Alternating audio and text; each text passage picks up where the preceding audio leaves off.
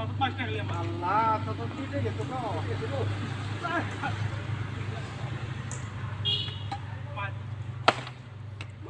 gap খালি মানে কোনো মতে খালি এবার এটা পার করে দেয় ফিলিং দা গ্যাপ তাই নাকি চাচা আরে আর হলো না এইসব বল আদায় করে নিতে হবে ইজি বল দিলে কি এই বল ফেরত আসবে এই সুন্দর সুন্দর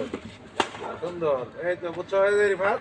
বলটা কঠিন দিলে ওরা বল সহজ দেবে বুঝেন নাই তো এই ইজি বল দিলে তো ওরা জোরে জোরে জোরে হ্যাঁ ঠিক আছে দেখছো